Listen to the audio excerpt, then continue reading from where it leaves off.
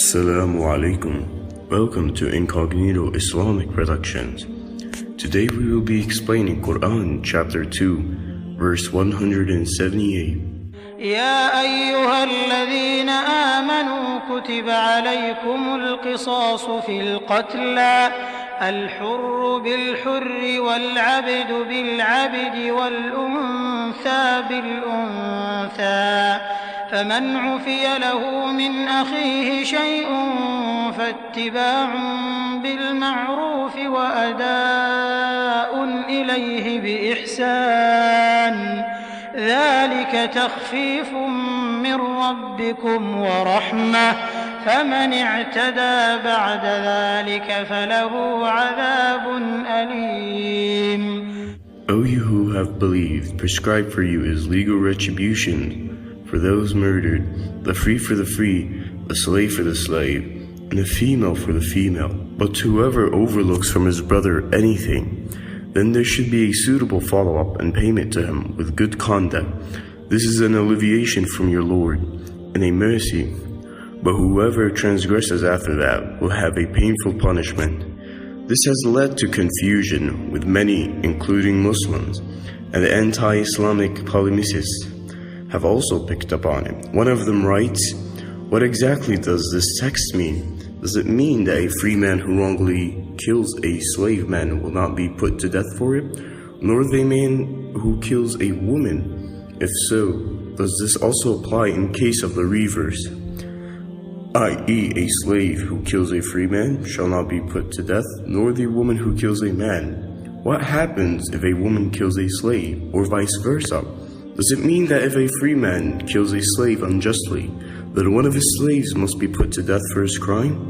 What if a man kills a woman? Does this then mean that one of his women, i.e. mother, sister, wife, daughter, etc., must be put to death for his crime? And does the reverse apply, i.e. if a slave man kills a free man, then his master must be killed for his crime? Or if the woman commits murder, should her father, brother, husband, son, etc. be killed in her place? The confusion and deliberate misconstruction is due to the ignorance or deliberate oblivion of the actual context in which this verse was revealed.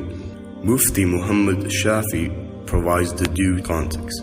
On the authority of Ibn Abi Hatim, Ibn Kathir has reported that just before the advent of Islam, war broke out between two tribes.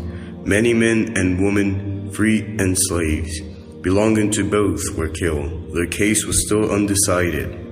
When the Islam period set in and the two tribes entered the fold of Islam, now that they were Muslims, they started talking about retaliation for those killed on each side.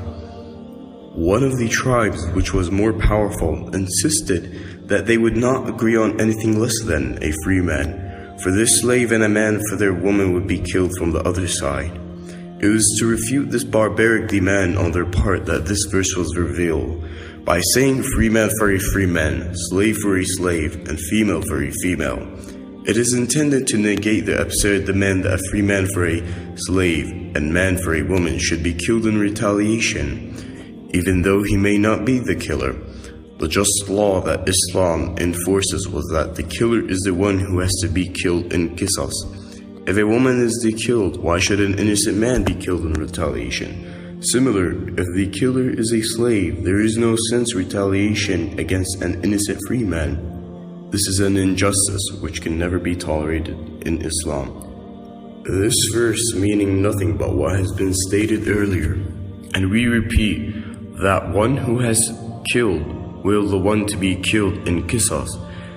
It is not permissible to kill an innocent man or someone free for a killer, woman or slave. Let us hasten to clarify that the verse does not mean that qisas will not be taken from a man who kills a woman or from a free man who kills a slave.